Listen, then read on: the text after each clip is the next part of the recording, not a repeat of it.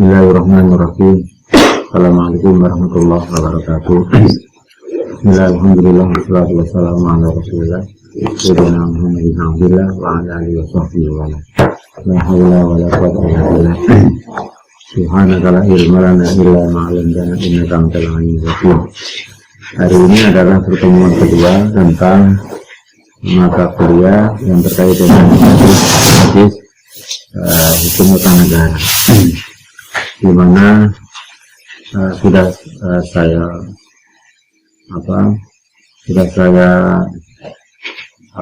buat tentang beberapa hadis yang bicara tentang hal-hal yang terkait dengan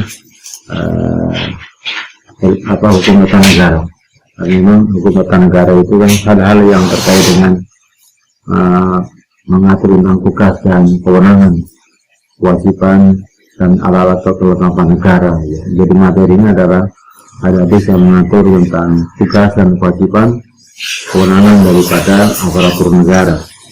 Kemudian juga terkait dengan hadis yang berkait dengan pembagian kekuasaan, tentang hal itu yang mengatur tentang bentuk negara, pemerintahan, hierarki dan organ-organ negara. Ya. Bahwa intinya hukum tata negara adalah hukum yang mengatur tentang organisasi negara, di mana antara alat negara secara vertikal, secara horizontal, atau kedudukan tentang warga negara. Itu adalah orientasi hadis yang bicara tentang hukum tata negara. Sudah saya masukkan di LMS tentang PDF ada hadis yang terkait dengan hukum tata negara. Ya. Hadis-hadis yang pertama adalah hadis yang terkait dengan kepemimpinan, ya, di mana bahwa Rasulullah SAW tidak menyiapkan tentang suksesi, ya, di mana meninggalnya Rasulullah adalah sesuatu yang mengejutkan, ya, karena di antara para sahabat Umar sendiri juga ketika mendengar Rasulullah meninggal itu betul terkejut dan tidak yakin, ya. Sehingga Umar sampai mengatakan, barang siapa yang mengatakan Rasulullah meninggal, aku akan hunus dengan pedangku. Baru Umar itu menyadari dan menerima akan wafatnya Rasulullah ketika Abu Bakar sudah menjelaskan akan keyakinan daripada meninggalnya Rasulullah SAW. Oleh karenanya dulu ada ayat maka Muhammadun aba ahadin dari walakin Rasulullah walakin khatamun nabiyyin, ya, maka Muhammadun aba ahadin jalikum walakin Rasulullah wa khatamun nabiyyin. Kemudian juga lanjutannya adalah wa may yartini wa baik bekas wa ulaika. Itu di antaranya adalah ayat yang bicara tentang bahwa Rasulullah memang meninggal, dan sahabat Umar itu betul-betul yakin kalau Rasulullah itu meninggal. Dan meninggalnya Rasulullah itu di dalam beberapa hadis disebutkan dalam kitab sejarah, baru dikemukakan adalah hari yang ketiganya. Mengapa? Karena memang tidak disiapkan namanya suksesi, pengganti beliau, yang istilah dalam hukum tata negara pada politik Islam disebut dengan namanya khalifah, ya. Al-khalifah man yakhlufu ghairah falafa yakhlufu khalafan wa khalifatan, ya. Man yakhlufu ghairahu, jadi orang yang mengganti orang lain. Artinya kalau dalam bahasa politik namanya suksesi. Rasulullah tidak menyiapkan, ya. Tetapi banyak beberapa hadis yang secara implisit memberikan semacam petunjuk tentang adanya suksesi. Salah satu di antaranya adalah hadis yang bicara tentang bagaimana Rasulullah ketika sakit, ya. Rasulullah ketika sakit, ya. Ketika sakit dalam kondisi yang agak berat fisik Rasulullah memberikan petunjuk, memerintahkan kepada sahabat Umar, sahabat Abu Bakar untuk menjadi mengganti mengimami beliau ketika dalam keadaan sholat. Dan itu pun tidak berlanjut sampai selesai. Ketika Rasulullah merasa kuat dan mampu, akhirnya Abu Bakar juga suruh mundur. Nah, itu adalah beberapa teks hadis yang memang menjelaskan tentang ada sebuah substansi tapi secara implisit ya. Kemudian juga di kalangan kelompok Syiah ada lagi istilah namanya hadis yang bicara tentang godirhum ya, yang nanti akan dibahas ya. Menurut versi Syiah, hadis itu adalah hadis yang bicara tentang dianggap secara tidak langsung tentang suksesi kemungkinan setelah Rasulullah ya, yaitu ayat ya ayyuhar rasul balligh ma unzila ilaika min rabbika ya, man kuntu fa illam tafal kama balagh risalata wallahi ya'suka minan nas innallaha bil qawmil kafirin. Hadis yang bicara tentang hadis riwayat Muhammad Ibnu Bashar ya, soalnya disebutkan bahwa man kuntu maulahu fa aliyyun maulahu. Itu adalah hadis yang bicara tentang suksesi ya. Baik, jadi di dalam PDF saya itu sudah diinventarisir terkait hal-hal yang terkait dengan hadis yang bicara tentang ketatanegaraan ya. Salah satu di antaranya adalah hadis yang bicara tentang kemungkinan Abu Bakar ya, karena bagaimanapun bahwa proses suksesi itu adalah dimulai ketika Rasulullah mulai sakit ya, dimana ketika Rasulullah sakit itu maka sahabat yang ditunjuk untuk menjadi imam sholat adalah Abu Bakar ya. Kemudian disitulah mulai ada indikasi-indikasi yang berdasarkan beberapa data-data hadis itu dianggap sebagai sebuah proses suksesi setelah Rasulullah. Hadasana, hadis yang pertama adalah hadis yang bicara tentang konsep kemungkinan ya. Wa hadasana Ubaid ibnu Sa'id, hadasana Yazid ibnu Harun, akhbarana Ibrahim ibnu Sa'din, hadasana Saleh ibnu Kaisan an Zuhri an Urwah an Aisyah qalat qala li Rasulullah sallam fi maradihi. Jadi hadis yang bersumber dari Ubaid ibnu Sa'ad ya. Hadis yang bersumber dari Ubaidullah bin Sa'id ya.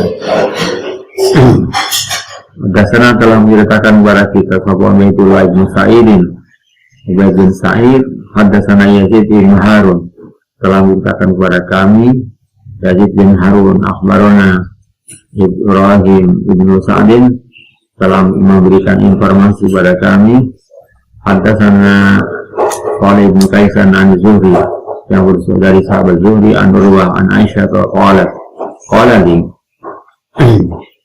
Jadi ini adalah rawinya, sumbernya adalah Aisyah. Qala berkata Siti Aisyah, qala telah berkata li kepada Rasulullah sallallahu di maradi di saat Rasulullah sedang sakit ya.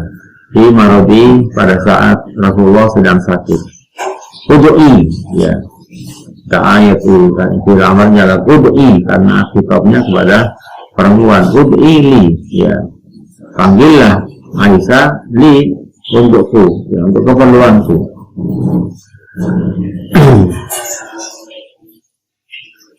Abu Bakrin, sahabat Abu Bakar ya.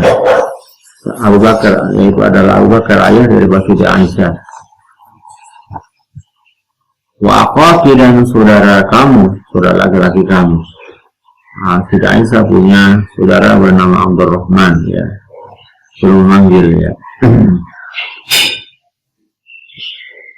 Panggil Abu Bakar dan saudaramu hatta aktuba kitaban fa inni akhafu ayramanna mutamannin wa yaqulu qailan ya. Panggillah ayah Abu Bakar ya, artinya ayah Siti Aisyah dan saudaramu bernama Abdurrahman itu, sehingga aku akan menulis sesuatu hatta aktuba, sehingga aku menulis kitaban ya, sesuatu ini suatu tulisan. Fa inni akhafu, sesungguhnya aku khawatir ya, ayramanna mutamannin ya, aku khawatir ada orang-orang yang tamanni. Jadi dalam bahasa Arab ada namanya tamanni, ada paroji. Ya. Tidak ada orang-orang yang punya keinginan yang kuat, orang yang berambisi. Ya. Ayat tamanna menginginkan, utaman orang-orang yang menginginkan, orang-orang yang berambisi. Wa yaqulu qailun, diapapkan ayat tamanna, dan akan ada orang yang berambisi dan orang-orang yang mengatakan ya, qailun ya. Artinya banyak akan muncul berbagai macam isu-isu yang menimbulkan pro kontra ya. Jadi Rasulullah sudah memprediksi ya bahwa nanti ketika setelah Rasulullah meninggal akan dimunculkan berbagai macam isu-isu yang menimbulkan pro kontra ya. Ana aula saya adalah orang yang lebih baik. Wa ya'ba Allahu wal minuna illa Abu Bakar, dan menolak ya atau enggan. Aba itu menolak atau enggan. Allah enggan dan orang-orang pun kecuali mungkin hanya kepada Abu Bakar. Jadi Abu Bakar itu di dalam beberapa hadis itu ada satu bahasan, ada sub-bahasan hadis tentang bicara tentang fadailus sahabah ya. Jadi ada beberapa kitab hadis yang mana menjelaskan tentang beberapa keutamaan di antara sahabat-sahabat senior, termasuk di antaranya adalah keutamaan sahabat Abu Bakar, Ali bin Abi Thalib. Bahkan ada sebuah kitab khususiyah al-hadis al-gadudu ala khususi Ali bin Abi Thalib. Ada hadis yang menunjukkan tentang keistimewaan daripada Ali. Jadi ada beberapa hadis yang secara khusus ya menjelaskan tentang berbagai macam keutamaan di antara para sahabat ya.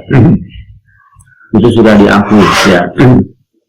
Nah, hadis ini adalah hadis yang bicara tentang istilahnya adalah suksesi ya, tentang bagaimana kepemimpinan Abu Bakar ya, di mana Rasulullah mengetahui akan terjadi perdebatan di antara para sahabat tentang siapa yang akan menggantikan kepemimpinan umat Islam sepeninggal beliau ya. Tadi saya jelaskan bahwa Rasulullah itu penguburan atau pemakaman Rasulullah pun itu juga berlarut-larut. Bahkan di dalam riwayat Ibnu Asakir itu pada hari yang ketiga Rasulullah itu dimakamkan ya. Nah, kenapa akan terjadi ya? Karena memang tadi itu tidak ada putra mahkota ya, tidak ada putra mahkota ya. Jadi sahabat betul-betul shock ya ketika Rasulullah meninggal. Nah, hadis ini adalah menurut versi kelompok Ahlussunnah wal Jamaah menjadikan hadis yang dibuat sebagai basis tekstual tentang atau dalil adanya penunjukan otoritas kepemimpinan politik Abu Bakar sepeninggal Rasulullah ya. Jadi menurut sekte atau aliran atau firqah Ahlussunnah mengatakan bahwa di hadis ini adalah sebuah teks yang menjadi basis otoritas kepemimpinan politik Abu Bakar sepeninggal Nabi Shallallahu Alaihi Wasallam secara implisit, jadi bukan secara eksplisit. Sehingga Abu Bakar dikenal sebagai khalifah yang pertama kali dalam sejarah ya, walaupun itu melalui sebuah perdebatan ya. Nanti di Sakifah Bani Sa'idah muncul berbagai macam statement yang minna muhajirun wa minna ansor, terjadi semacam perdebatan panjang ya, siapa yang untuk menjadi pengganti Rasulullah ya. Katakanlah walaupun ada kesepakatan, kenarai adalah kesepakatan yang lonjong bukan bulat ya, karena saking begitu alotnya sampai terjadi beberapa hari ya, itu dalam konstruksi pemikiran fikih ketatanegaraan ya.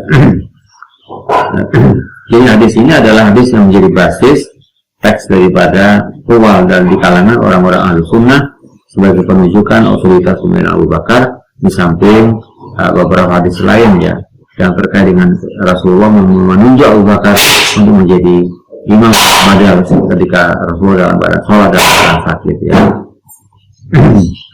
Nah, namun mayoritas Ahlussunnah wal Jamaah meyakini bahwa Nabi tidak menunjuk siapapun sebagai khalifah sepeninggal beliau ya. Pendapat itu diperkuat dengan jawaban Umar bin Khattab di mana saat diminta agar menunjukkan penggantinya sebagai khalifah, dia menjawab ya. Penjelasan hadis berikutnya adalah fa'in astakhlif ya qad istakhlafa man huwa khairun minni ya. Ini adalah pernyataan Umar bin Khattab ya. Berarti Umar bin Khattab jika aku menunjukkan fa'in astakhlif, jika aku menunjukkan pengganti ya, ini adalah sebuah pernyataan yang menolak tentang dugaan bahwa Rasulullah menyiapkan sebagai suksesi ya. Rasulullah menunjukkan secara eksplisit tentang menunjukkan Abu Bakar ya. Maka Umar mengatakan fa'in astakhlif faqad istakhlafa man huwa khairun minni, jika aku menunjukkan pengganti ya, maka itu pernah dilakukan oleh orang yang lebih baik dari aku, yaitu Abu Bakar ya. Yakni Abu Bakar wa in atrukum ya. Jika aku meninggalkan kalian semuanya, takut tarokakum, maka aku mengangkat orang yang aku serahkan kepada kalian semuanya, yang aku nikahkan kepada kalian semuanya, man huwa khairun minni, kepada orang yang lebih baik dariku. Itu adalah pernyataan Umar ya. Man huwa ila man huwa khairun minni Rasulullah ya, kepada orang yang lebih baik dariku, yaitu Rasulullah Shallallahu Alaihi Wasallam. Ini adalah jadi tadi saya jelaskan bahwa pengangkatan Abu Bakar menjadi khalifah itu yang pertama adalah basis yang rasional, antaranya adalah tadi saya katakan ketika Rasulullah dalam keadaan sakit, Rasulullah menunjuk secara langsung untuk memerintahkan Abu Bakar untuk menjadi imam sholat. Itu adalah punya basis-basis yang rasional walaupun secara implisit ya. Karena menyangkut persoalan sholat, jadi dalam istilah fikih al-imamah fi shalah itu adalah al-imamah as-sughra ya, atau al-wilayah as-sughra, jadi kepemimpinan atau kewenangan yang bersifat kecil ya. Ada imamah al-udmah. Al-imamah al-udmah itu adalah al-khilafah, kepemimpinan dalam aspek memimpin negara, itu namanya al-udmah. Al-imamah as-sughra adalah kepemimpinan di dalam sholat ya. Maka hadis yang bicara tentang kepemimpinan di dalam sholat al-imamah habis sholat itu dianggap sebagai hadis yang menunjukkan tentang adanya al-imamah as-sughra ya. Kepemimpinan yang besar adalah namanya al-wilayah al-udmah atau al-imamah al-kubra, al-udmah ya. Memang di dalam terminologi itu ada yang terkait dengan kepemimpinan, ada istilah namanya al-imamah, ada namanya al-wilayah, ada namanya al-imarah ya. Orangnya namanya amir, namanya al-imarah. Al-imamah orangnya adalah al-imam, ada namanya al-wilayah, orang namanya al-wali ya. Dalam dalam kelompok Syiah itu menggunakan terminologi al-imamah dan al-wilayah ya. Di sana ada namanya wilayatul faqih ya, otoritas terhadap kewenangan keagamaan ya, namanya wilayatul faqih, diberikan oleh ayatullah ya, dulu ayatullah Rasulullah al-Khomeini ya. Jadi otoritas kewenangan yang terkait dengan bidang keagamaan dan bidang pemerintahan, jadi punya otoritas, itu tidak main-main, jadi mempunyai sebuah kekuasaan yang luar biasa. Ini namanya wilayatul faqih di dalam kelompok daripada orang Syiah. Jadi Syiah mengenal dengan namanya al-imamah al-wilayah. Maka di dalam kelompok Syiah ada namanya arkanuddin, ya, ada al-imamah, kemudian al-ismah, at-taqiyah ya, kemudian at-taqiyah, al-imamah atau al-wilayah, al-isma, at-taqiyah, kemudian al-bidayah, al-bada, ya, itu adalah doktrin ajaran-ajaran daripada paham Syiah. Kemudian hadis berikutnya adalah hadis yang terkait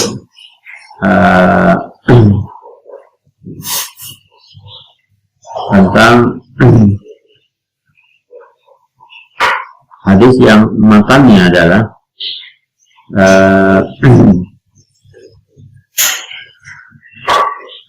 tidak karena salah satu di safarin, ada yang mengatakan idza kuntum salasatan fa amiru wahidahum, ya. Ini adalah hadis yang bicara tentang kemungkinan, ya. Ya. Jadi hadis ini sarannya panjang, di antara teks atau matan hadis disebutkan bahwa tidak karena salah satu, ya.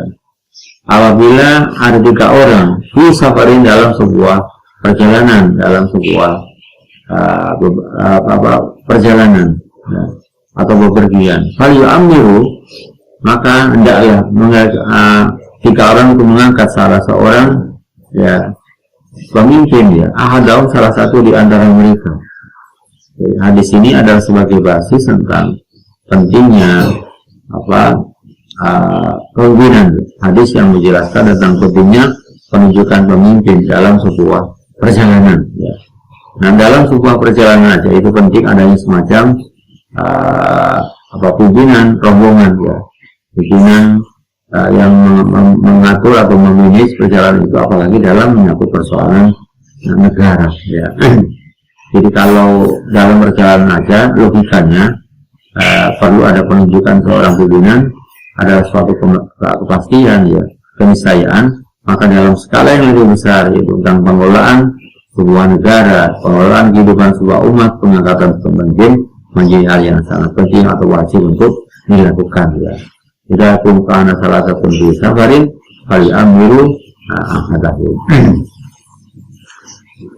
Yang kedua, tentang hadis-hadis yang bicara tentang kepemimpinan Ali bin Abi Thalib, ya, di mana Ali adalah salah satu menantu Rasulullah, dan beliau adalah juga termasuk putra daripada termasuk ponakan, ya.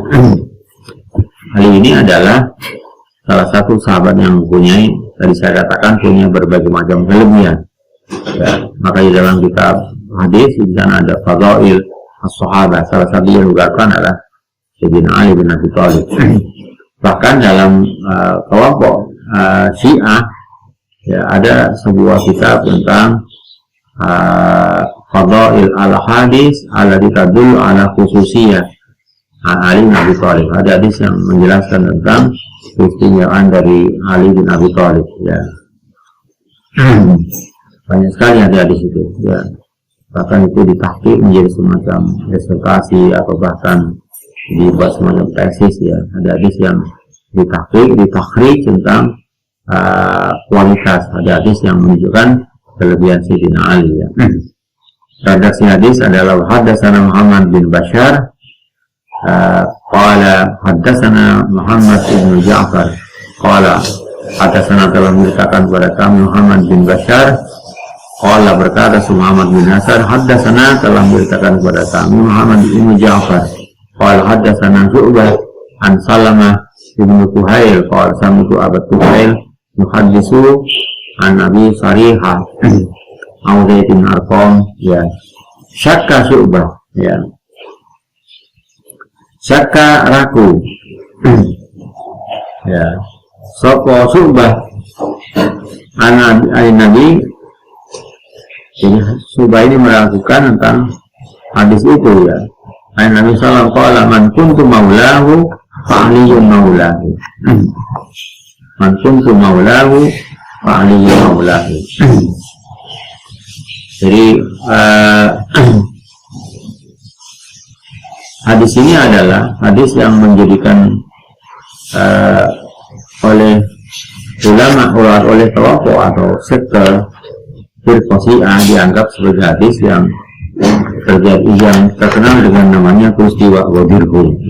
Ghadir Hum itu sebuah area di Madinah, ya, di Madinah, yang dianggap sebagai pembeatan Sayyidina Ali sebagai orang-orang yang menjadikan sebagai suksesi beliau setelah meninggalnya Rasulullah. Ya. Maka tadi saya katakan bahwa Syiah hadis ini adalah hadis yang dipahami sebagai bentuk tausiah, ya, wasiat Rasulullah secara tidak langsung kepada Sayyidina Ali. Ya. Jadi hadis ini dalam versi Syiah ya mengartikan man kuntu an Nabi sallallahu alaihi wasallam berkata sahabat Nabi man kuntu maulahu fa aliyun maula. Ya. Jadi barang siapa yang aku jadikan maulahu, ya, menjadikan pengendali. Jadi kalau orang Syiah memberikan makna maula sini adalah pengendali segala urusan. Jadi waliyun maula, ya, jadikan maula, ya, maula, waliyun maula. Barang siapa yang aku jadikan, siapapun yang aku jadikan, yang aku menjadi maulanya, maka Sayyidina Ali adalah menjadi maulanya. Nah, orang Syiah memahami hadis ini, untuk pengertian maula adalah orang yang mempunyai mengendalikan, punya otoritas untuk mengendalikan segala hal. Ya. Jadi maula itu mengendali segala urusan, sehingga menjadi jika kalian menganggap aku nanti yang berhak untuk mengendalikan diri kalian semuanya, maka Ali adalah yang berhak untuk mengendalikan kalian semuanya sebenarnya aku. Jadi orang-orang Syiah memahami hadis itu adalah sebagai hadis yang memberikan otoritas kepada Sayyidina Ali untuk mengatur pasca meninggalnya Rasulullah, sehingga hadis ini dianggap sebagai hadis suksesi, ya, peristiwa di tempat namanya Wadirhum dalam sebuah perjalanan, ya. Dan hadis inilah yang menjadi asbabun nuzul ayat 67 surat Al-Maidah, ya, ya ayyuhar rasul balligh ma unzila ilaika min rabbika fa illam taf'al fama ballaghta risalah wallahu ya'simuka minan nas innallaha yahdi al-qaumal fasiqin. Memang basis pemahaman hadis antara Syiah dengan Sunni itu berbeda. Kenapa? Karena memang Syiah tidak menerima hadis yang tidak diriwayatkan marwiyatun an ahlil bait. Syiah itu hanya menerima hadis yang diriwayatkan oleh ahlul bait, oleh keluarga dalam, ya.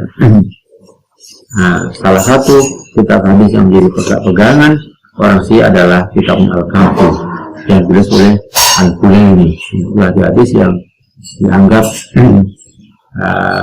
mempunyai basis, ya, dianggap punya otoritatif, ya, menurut versi Syiah, ya. Hadis seperti Muslim, hadis Bukhari, Muslim, dan segalanya yang menurut versi orang Ahlussunnah dianggap hadis yang punya otoritas yang tinggi. Dalam pandangan Syiah itu tidak bisa terima, ya, tidak bisa terima, ya, karena hadis itu adalah bukan bersumber dari kalangan Ahlul Bait, ya. Ini sulitnya untuk melakukan titik temu antara Syiah dengan Sunnah, ya, Syiah dengan Sunnah. Di Al-Azhar itu ada sebuah lembaga namanya Madhabu At-Taqrib, ya. Jadi lembaga yang melakukan semacam bagaimana untuk mendekatkan At-Taqrib baina Syiah dan Sunni, bagaimana untuk mencari titik temu, ya, antara Syiah dan Sunni. Tapi juga sulit karena berbeda basis, ya, basis bicara teknik juga beda-beda, ya, sehingga menimbulkan sebuah penilaian yang beda-beda, ya. Jadi hadis ini adalah hadis yang dianggap menjadi basis otoritatif bagi orang-orang Syiah, ya, bahwa setelah meninggalnya Rasulullah, bahwa dengan tafsir atau pemahaman orang Syiah mengatakan orang Syiah, jika kalian menganggap aku Nabi adalah yang berhak mengendalikan diri kalian semuanya, maka kalian adalah orang yang berhak mengendalikan diri kalian sepeninggalku. Itu adalah hadis-hadis yang salah satu yang dijadikan dasar orang Syiah, bahwa Ali adalah orang yang mempunyai kelayakan, yang berhak untuk menjadi khalifah setelah Rasulullah. Ada beberapa riwayat memang bahwa pengangkatan Abu Bakar radhiyallahu anhu sebagai sebagai khalifah itu juga tidak bulat tapi lonjong. Ada beberapa riwayat yang menceritakan Sayyidina Ali baru mengakui dari selama 3 bulan baru mengakui terhadap pengangkatan pembayatan Abu Bakar sebagai khalifah. Ada versi seperti itu, beberapa riwayat.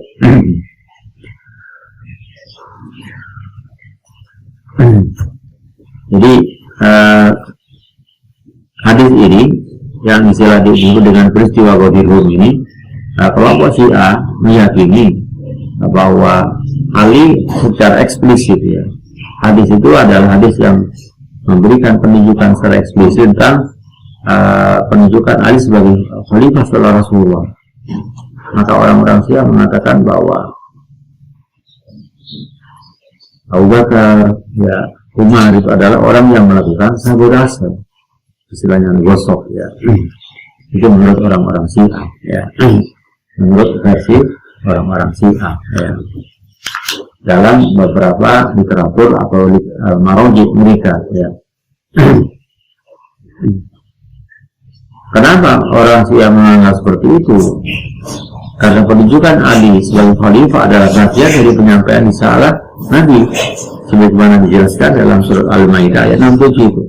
Ya ayyuhar rasul balligh ma unzila ilaika mir rabbik wa illam taf'al fama ballaghta risalata. Ya. Ya. Menurut Syiah perbedaan ini tak dilanjutkan sebagai garis keturunan. Ya.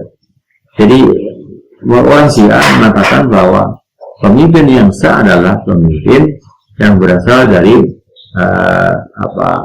dinasti katakanlah keturunan Sayyidina Ali yang disebut dengan namanya Syiah al-Imamiyah al-Isnai Asyar, ya. Ada namanya Syiah al-Isnai Asyariyah, jadi Syiah yang mempunyai 12 imam, ya. Dan itu semuanya adalah berasal dari terah Sayyidina Ali, ya. Hasan bin Ali, ya, kemudian Husain bin Ali, Ali bin Husain, Muhammad bin Ali, Ja'far bin Muhammad, Musa bin Ja'far, Ali bin Musa, Muhammad bin Ali, Ali bin Muhammad, Hasan bin Ali, Muhammad bin Hasan atau Imam Al-Mahdi. Sehingga kelompok ini disebutkan namanya Syiah al-Isnai Asyariyah, ya, atau disebut dengan Syiah al-Imamiyah, ya. Syiah Imamiyah ini adalah Syiah yang berkuasa sekarang di negara Iran, ya. Itu adalah Syiah al-Imamiyah, ya. Tentang 12 figur khalifah atau imam diyakini oleh kelompok Syiah berasal dari eksplisit teks keagamaan, ya. Berikutnya adalah tentang khilafah atau kepemimpinan. Jadi al-khilafah, ya. Jadi ada al-imarah, ada al-khilafah, ada namanya al-wilayah. Itu adalah teks, ya, tentang hal-hal yang terkait dengan aspek-aspek ketatanegaraan, ya. Haddatsani Muhammad bin Bashar, haddatsana Muhammad bin Ja'far, haddatsana Syu'bah an Furat al-Qazzaz, qala sami'tu Aba Hazim, qala qattu Aba Hurairah 5 sinin. Fasami'tu hadisu an-Nabi sallam, qala qalat Banu Israil tasusum al-anbiya kullama halaka nabiyyun, ya. Haddatsani telah menceritakan kepadaku Muhammad bin Bashar, haddatsana telah menceritakan kepada kami Muhammad bin Ja'far, haddatsana Syu'bah an Furat, haddatsana telah menceritakan kepadaku Syu'bah dari Furat al-Qazzaz. Qala sami'tu, aku mendengar Abu Hazim, ya. Aku telah mendengar Abu Hazim. Qala, berkata Abu Hazim, qa'atu Abu Hurairah. Jadi qa'atu itu aku duduk, maksudnya apa? Aku sudah bersama Abu Hurairah selama 5 tahun. Ya. Qa'atu aku Abu Hurairah, aku bersama Abu Hurairah adalah 5 sinin. Jadi Abu Hurairah ini adalah salah satu di antara sahabat yang dikatakan al-mukthirina fi riwayatil hadis. Abu Hurairah ini dalam versi orang Syiah termasuk sahabat yang tidak diterima periwayatannya. Karena apa? Karena Abu Hurairah hanya di dalam biografinya beberapa kitab hadis itu disebutkan dia hanya hidup 5 tahun bersama Rasulullah. Tapi termasuk di antara sahabat-sahabat yang sangat produktif meriwayatkan hadis ya. Wa'atu Abu Hurairah khamsa sinin. Jadi aku sudah bersama Abu Hurairah selama 5 tahun. Ya. Wasami itu yuhadis soal Nabi. Aku mendengar Abu Hurairah menyampaikan hadis dari Nabi. Ya. Wasami itu aku mendengar kepada Abu Hurairah hadis menceritakan Nabi SAW. Qala berkata Nabi, ya. Beliau bersabda, kanat Bani Israel. Kanat ada Bani Israel. Tasusuhum al-anbiya. Ya. Jadi saya susu, ya, memimpin, ya, mengatur, ya. Jadi Bani Israel itu dipimpin oleh para nabi. Memang kalau dalam sejarah bahwa seluruh nabi itu berasal dari Bani Israel. Bani Israel adalah hampir seluruh para nabi bersumber dari orang-orang Bani Israel. Ya. Bila dalam sejarah itu. Rasul memimpin kepada Bani Israel al-anbiya para nabi. Kullama halaka ketika meninggal nabi seorang nabi, falafahu nabiyun, maka diganti. Falafa yakhlufu. Falafa mengganti para nabi seorang nabi. Ada sebuah estafet regenerasi ya. Baina wala nabiyya ba'di. Dan sungguhnya tidak ada nabi setelahku. Ya, karena Muhammad adalah nabi yang akhir zaman. Wa sayakun khulafa. Ya. Nabi tidak ada, tapi ada namanya khalifah, ya, para pengganti, ya, ya.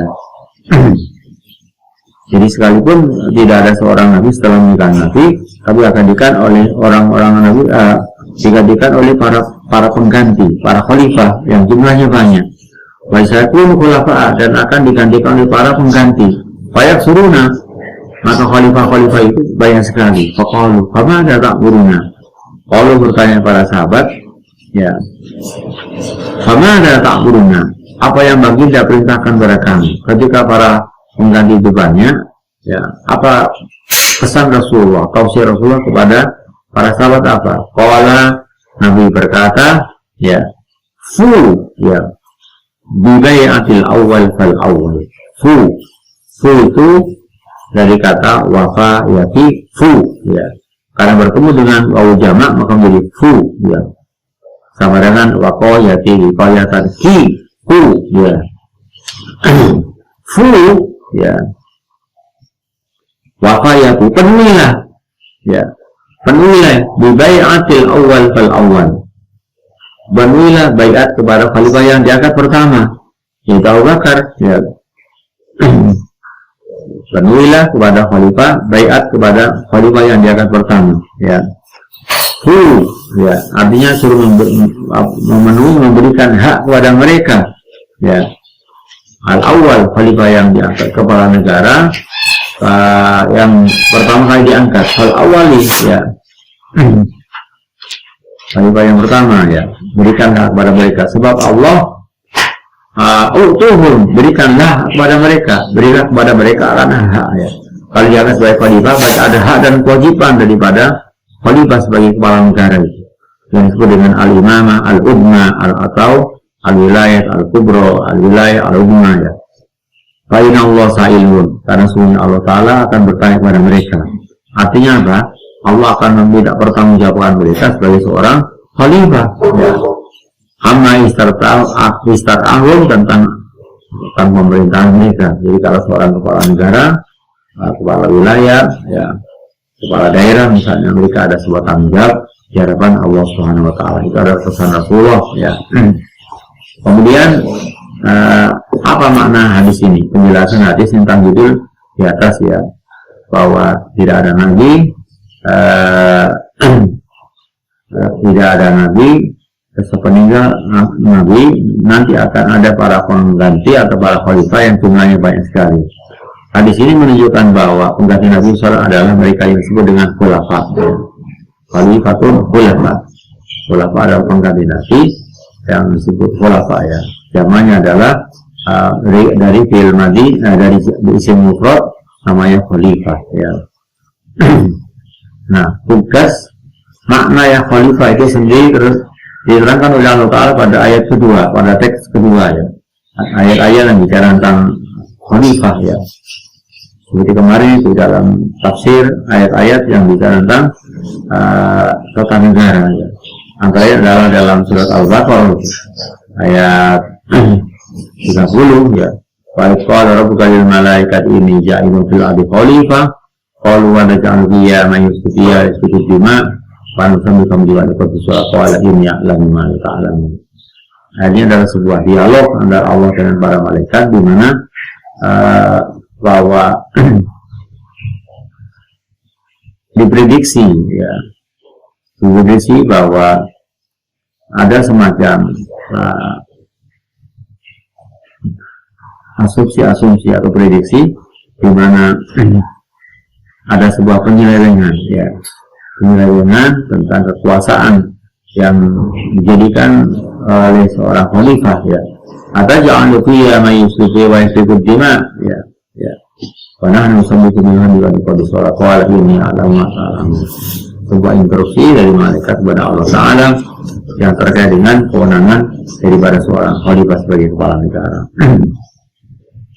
Ayat kedua adalah yang ada di dalam surat As-Saff ya.